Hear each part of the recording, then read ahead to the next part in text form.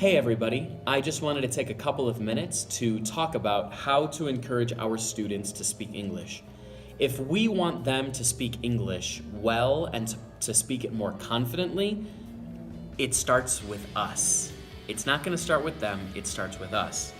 When I think about it, I think of a mother bird with its babies. When the babies are ready, the mother knows that she has to push them out of the nest in order to make them fly.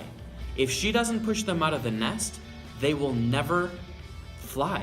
They will stay there forever and they will be debilitated for the rest of their lives.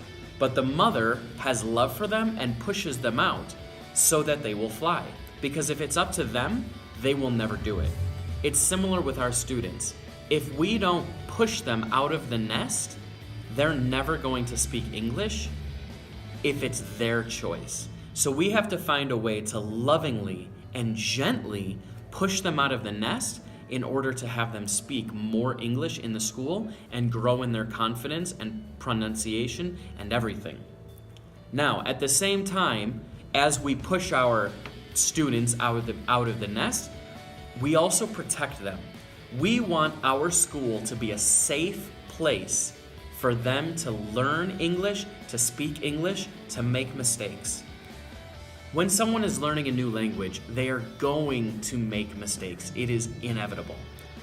But we can provide an atmosphere, a place for them where it's safe and that they're not going to be ridiculed, they're not going to be laughed at.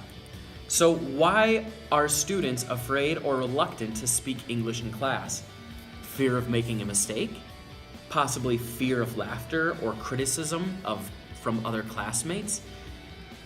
But what we need to do is we need to make not only our classroom but our entire school a safe zone for students to speak English, to make mistakes, to know that if your friend makes a mistake, you don't laugh at them.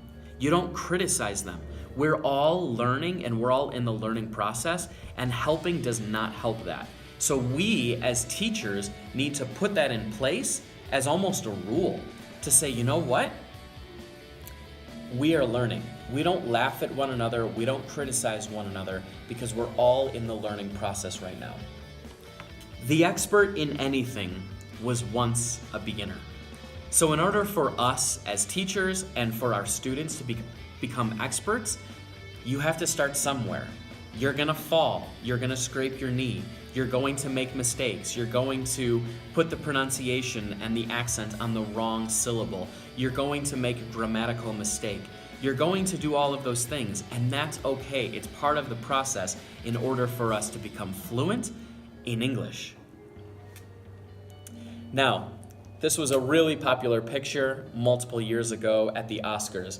Extremely popular actors. And as I said in our meeting the other day, we need to become actors, in a sense, for our students. We need to almost pretend that we don't speak Spanish. If we do that, they will be gently forced. They will be gently pushed out of the nest to communicate with us in English. Now, if we do that with one another and possibly teachers speaking English with other teachers, it might even help our students to speak English with other students. Just an idea. Now, it's not about having more rules. We don't want to just say, you cannot speak English in this classroom. If you do, you're going to be punished, you're going to be disciplined. We don't necessarily want to do that. We want to put it forward and say, you know what? If you're speaking Spanish to me, I simply don't understand what you're saying. Can you tell me that in English? And you know what? If we do that and we do it together, we will do it. We can make our students more confident and fluent English speakers, and we will see their confidence grow, their conversation skills grow, and it's going to be so exciting to see it happen. But it starts with us, and I'm excited to be part of the process.